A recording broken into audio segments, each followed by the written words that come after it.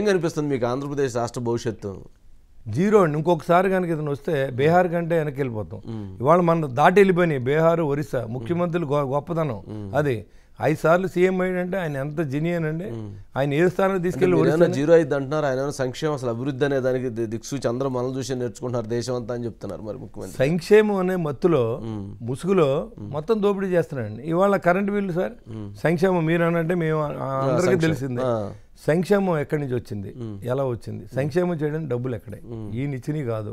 First of all కేంద్ర ప్రభుత్వం 2 లక్షల కోట్లు ఇచ్చారని చెప్తా ఉన్నారు బీజేపీ నాయకులు. మీరు కావాలని ఇంటర్వ్యూ చేయండి వాళ్ళని. నేను చెప్పింది అబద్ధం అయితే. సరే, మీరు 2,70,000 కోట్లు నిన్నటికి నేరుగా బటన్ నొక్కారంటున్నారు.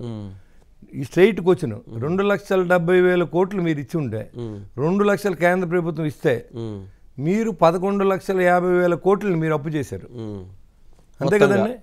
మీరు చేసిన అభివృద్ధి ప్రాజెక్టులు కట్టారా, రోడ్లు వేసారా, లేకపోతే ఇంకేదైనా తీర ప్రాంతాలు అభివృద్ధి చేశారా, ఉద్యోగ క్యాలెండర్ ఇచ్చారా, పరిశ్రమలు తీసుకొచ్చారా, అమరావతి నగరం పూర్తి చేశారా? పోనీ మీరు అంటే అవన్నీ ఎవరైతే పెత్తందారులు పేదల మేమంతా పేదల పక్షపాతం అని చెబుతున్నారు మరి ముఖ్యమంత్రి. సార్ మీరు ఒక పోరాడిన ఛానల్, మీరు గవర్నమెంట్ సపోర్ట్ ఉన్న ఛానల్లో సాక్షి, దానికి ఎన్ని కోట్లు ఉందో లెక్క తీయమనండి.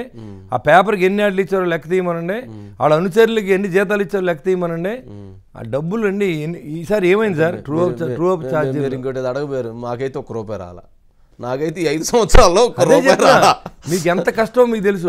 గవర్నమెంట్తో పోరాటం చేసి ఒక ఛానల్ నడపడం అంటే చాలా సాహసోపేతమైన చర్య ఈ రోజుల్లో. అంటే మాకు ₹1 రాలేదు, వాళ్ళకైతే 100 కోట్లలో వెళ్ళిపోయిన మాట వాస్తవమే. మరి అది వాళ్ళు ఎలాగా ధనికులు ఎలా అవుతారు, పేదోళ్ళు ఎలా అవుతారని చెప్తున్నాను నేను.